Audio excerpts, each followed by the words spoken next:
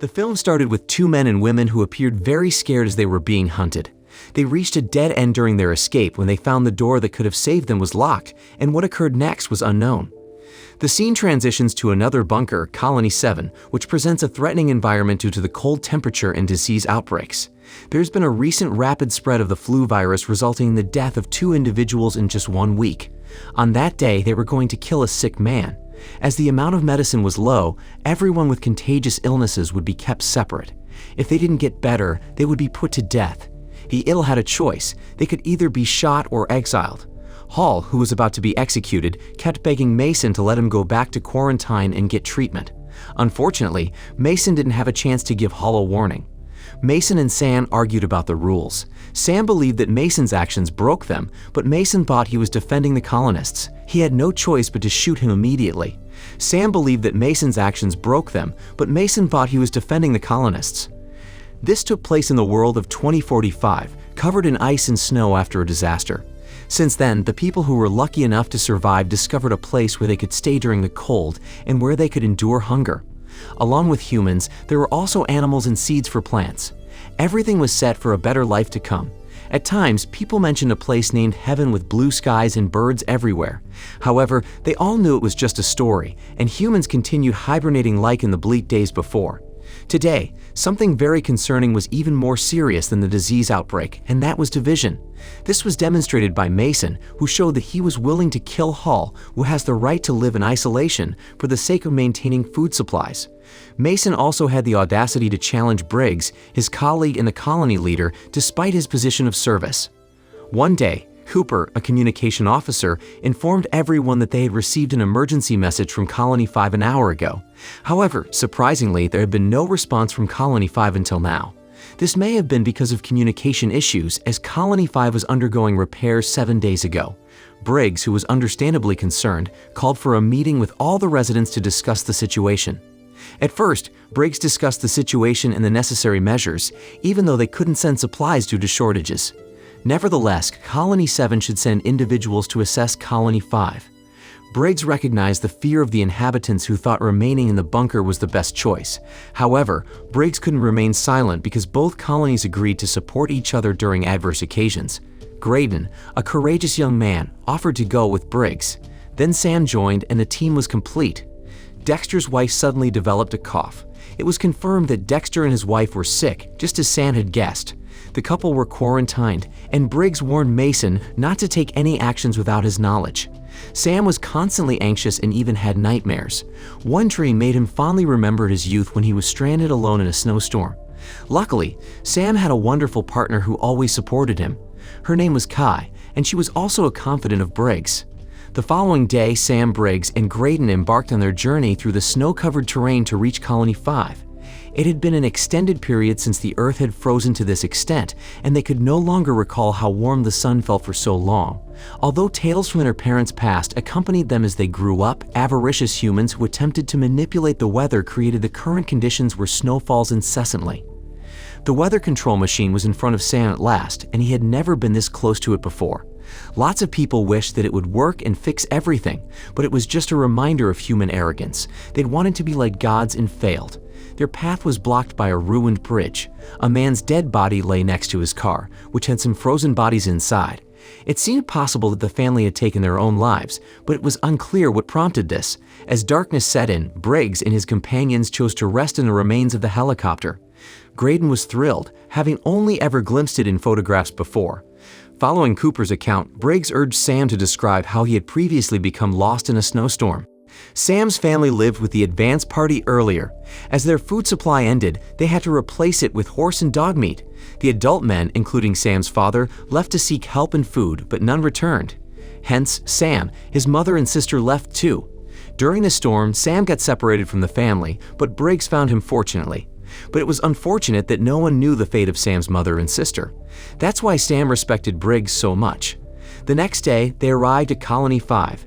Not a single person welcomed their arrival, even though, according to Briggs, the population of Colony 5 was around 50 people. Briggs' suspicions grew when he saw traces of blood around the entrance hole. Even when they went inside, they found blood everywhere. Briggs gave Graydon a gun, just in case they were in danger. They saw many claw marks on a door in addition to the blood. Sam opened the locked door due to the sound of it banging. Luckily, they found only a man sleeping under his blanket. They were surprised when he woke up and panicked, begging not to be harmed. He then asked them to lock the door again. Briggs and Sam approached him and calmed him down. They gave him some water and food as he said he was hungry. Soon afterwards, Leland informed them of what had occurred in Colony 5. A few days back, they modified the communication antenna to reach longer distances. Suddenly, Colony 5 got a message telling that a team had enhanced the weather control machine to clear the thick clouds and enable the sunshine to melt the icy ground. Therefore, Colony 5 sent a few individuals to the given coordinates with the message. Also, the team offered help to anyone who brings seeds to plant in the newly thawed permafrost soil. Leland displayed the origin of the signal, but stated that a journey to discover its source was fruitless. Furthermore, the route of the mission led to a group of cannibals attacking Colony 5, resulting in fatalities. Leland displayed the origin of the signal, but stated that a journey to discover its source was fruitless. Leland could not bear to elaborate on the chilling event. Nevertheless, he indicated the approximate location of the transmission received days earlier. Briggs made a decision to return to Colony 7 with Leland, but he declined. Leland carried on weeping out of fear and pleaded to be locked up, scared that the others were still around. Sam clarified that only Leland was present in Colony 5. They discovered Leland's existence upon hearing the knocks on the metal door. Subsequently, they came to the realization that the individuals Leland had reached out to were present when they found him unconscious. Briggs requested Graydon to inform Colony 7 of their arrival. Suddenly, a scream like an animal's roar pierced the air, causing everyone to prepare their weapons. Briggs and Sam went outside to investigate as Leland pushed Graydon out and locked himself in the same room. The three of them decided to search for the source of the noise, leading them to a large room. There, they discovered a man busily chopping up members of Colony 5, while others feasted on human remains. Briggs and Graydon were stunned by the sight, unable to speak. Suddenly, the butcher looked their way and Sam fired a shot, rousing the cannibals. To their surprise, the cannibals were numerous and had a leader. Briggs and his team immediately ran away. Unfortunately, Graydon panicked and went the wrong way, resulting in an attack from one of the cannibals. Sam and Briggs couldn't save Graydon because the cannibals' attack was brutal and lethal. As the three tried to escape, Graydon was killed. Briggs and Sam had to flee to save themselves. After several pursuits, they eventually made it out of the bunker. Briggs had to disregard the possibility of the Colony 5 inhabitants being alive. He detonated the exit to make the road secure while burying the cannibals. The escape carried on until they arrived back at the spot where the helicopter had crashed. The situation was terrifying. They needed to take refuge there due to the swift drop in temperature, and it would have been unsafe to continue onward. Briggs had faced it previously while rescuing others. Initially, everybody received food and medicine. However, it turned into a place of slaughter when the entirety of the food supplies ran out. The stronger ones believed they had the authority to decide who would survive and who would perish.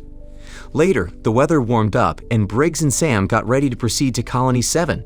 But there was an unexpected turn of events. To their surprise, they discovered that the cannibals or ferals were still alive and following them. They couldn't keep running since it was like herding many ferals to the colony. However, Briggs had another plan. They carried on running over the bridge and intended to detonate the remaining dynamite to blow it up. Sadly, the plan was unsuccessful due to the wind extinguishing the dynamite. In the end, Briggs made the difficult decision to sacrifice the remaining side. He then reignited the dynamite and dared the feral to approach, until the dynamite finally detonated and demolished the bridge. Nevertheless, some feral managed to survive, including their head, the leader or alpha, who appeared extremely cross with the loss of their comrades. As per the latest Cooper report, Mason was cross with Briggs for appointing Kai as temporary leader. Kai learned of this and made an immediate attempt to prevent the crime. Mason pulled Dexter out of the bunker and without any hesitation, shot and killed Dexter's wife.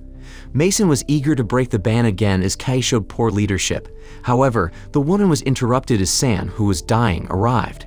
Finally, Mason seized the chance to subdue Kai. Later that day, Sam regained consciousness in the bunker's treatment room. He described the dreadful incidents that unfolded in his team, including Graydon's tragic demise and Briggs' self-sacrifice, all perpetrated by a ferocious sect who massacred for food.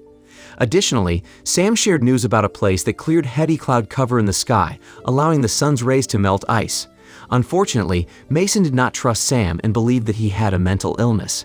He handcuffed Sam and asked the nurse to give him a sedative. Luckily, a boy named Reynolds stole the key to the handcuffs and immediately gave it to Sam once the situation was under control. Because of Sam's unsettling words, Mason and Victor checked their surroundings and kept a watchful eye using surveillance cameras. So far, everything has been completely safe. Suddenly, Mason received a report that Sam had escaped, which angered him. Mason intends to kill Sam since he views his actions as resistance. Meanwhile, Sam met with Kai upon his release, who was previously held captive. Sam requested Kay's assistance in checking the coordinates provided by Leland using a satellite, which turned out to be only 8 miles away from the colony. Sam and his girlfriend decided to take some plant seeds with them. The idea was to let all the folks in the settlement know and promptly hand over the resources. Yet, the scheme came undone since Mason caught both of them. Shortly thereafter, that same scream echoed through Colony 5. Mason led Sam and Kay to inspect the camera room. They were stunned to discover that one monitor depicted Dexter's decapitated head and the Alpha held responsibility. It was imperative to refrain from disputes during such testing times and safeguard the colony. Mason was remorseful for disregarding Sam's advice, being preoccupied with power and survival. He instructed armed individuals to secure the entrance, while others sought refuge in a secure location. Soon after, the feral broke through the door but did not attack immediately. Instead, they used tactics by passing through the air vents to access the whole room. When the inhabitants of Colony 7 were caught off guard, the feral emerged from the vents and began to attack savagely. Recognizing the cannibals had taken over the situation, the Alpha arrived. Mason got injured in the fight, so he ran away to join the unarmed men. He cunningly left Sam and Kai behind. Luckily, a nurse had had enough of Mason's behavior and hit him with the gun's butt. At the right moment, the woman opened the door for Sam and Kai as Feral was about to attack them. Kai shot multiple times to take down the strong cannibal. Unfortunately, this did not ensure their safety since other cannibals, led by their leader, had become aware of the situation and were arriving. The only solution was to flee the bunker through the vents. Despite Mason's objections, nobody else would listen to him. Finally, Sam left a gun for Mason to use for protection or as a means of ending his life if he was caught by Feral. Soon after, the door of the room was broken through.